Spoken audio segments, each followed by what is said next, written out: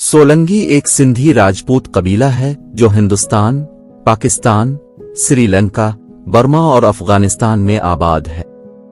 सोलंगी अक्सरियती मुसलमान है, लेकिन हिंदुओं की एक बड़ी अक़लियत सोलंगी से ताल्लुक़ रखती है। सोलंगी ने सदियों तक बरसगीर पाक व हिंद के इलाकों पर हुकूमत की। सोलंगी राजपूतों के अग्निकोला कबीले की एक शाख है। हिंदुस्तान और पाकिस्तान में उन्हें सोलंगी और माछी कहा जाता है। एस.एम. चना के मुताबिक वो राजपूत हैं और ये लफ्ज़ सोलुक्शन से लिया गया है, जिसका मतलब है खुसूसी निशानों वाला आदमी।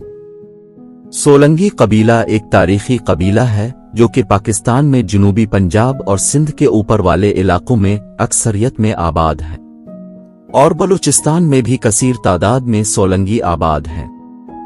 सोलंगी कबीला का ताल्लुक सराइकी और सिंधी कौम से है। बहुत से माहिरीन का कहना है कि सोलंगी कबीला अरबों से ताल्लुक रखता है। पाकिस्तान में इस कबीले को सोलंगी और माछी कहते हैं। इंडिया के सोलंगी तारीखदान लिखते हैं कि सोलंगी कौम की इंडिया पर 300 साल से जायद हुकूमत रही। चालुकिया सोलंगी महाराजा मौला राज उसका पहला महाराजा था और अरब ममालिक में सोलान जी के नाम से जाने जाते हैं। मगर कुछ माहिरीन का अंदाजा है कि सोलंगी कबीले का ताल्लुक बलोच कौम से मिलता है। सोलंगी कौम अनापरस्त और अपनी बात पे डट जाने वाली कौम है।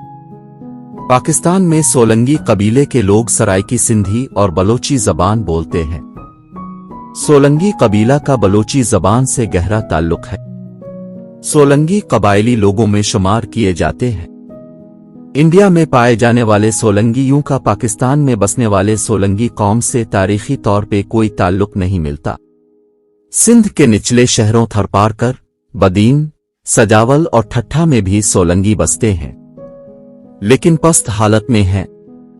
थरपारकर के हिंदू सोलंगी कौम का ताल्लुक पाकिस्तान इंडिया की राजस्थानी पट्टी से इंडिया के राजपूत सोलंगियों से मिलता है। इस वजह से भी उनको इतनी पजीराई नहीं दी गई। सोलंगी को मछलिक अचलुक भी कहते हैं और ये अगन बंसे खानदान से हैं। सोलंगी के कई बेटे थे, मगर इनमें दो बहुत मशहूर हुए। एक का नाम मौधन था और दूसरे का नाम माछी था। माछी किसी मछली पकड़ने वाले को नहीं कहते, बल्कि माछी तो सोलंगी के बेटे का नाम है, जिसका मानी है बड़े कद और जसामत वाला। इसी माछी की नस्ल से मीर सरकी, रक और इसके अलावा कई कबीले निकली हैं। सिंध में सोलंगी कबीलों के इलाकों के नाम अक्सर माछियों के नाम से मशहूर हैं, क्योंकि ये असल में माछी भी सोलंगी है। अब अगर कोई माछी खुद को सोलंगी कहे तो वो 100% ठीक है, क्योंकि सोलंगी तो माछी का बाप था। सोलंगी कौम को अरब में सोलान जी के नाम से याद किया जाता है। ये तहरीर सिंध के मशहूर तारीखदान डॉक्टर मोहम्मद लाल बख्श नाइच से ली गई है। सोलंगी कौम के सरदार पंजाब के जिला रहीम यार खान के आखिरी कस्बे माचका में पाए जाते हैं, जो कि स्टेट ऑफ माचका के नाम से मशहूर है।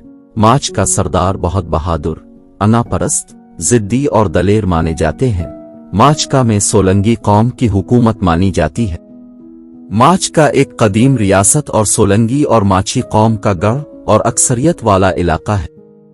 माचका अपने वजूद से लेकर 1 यूनिट तक सिंध का हिस्सा था, जो फिर 1970 में सिंध से अलग करके पंजाब में शामिल किया गया, जहां 98% सराइकी बोली जाती है।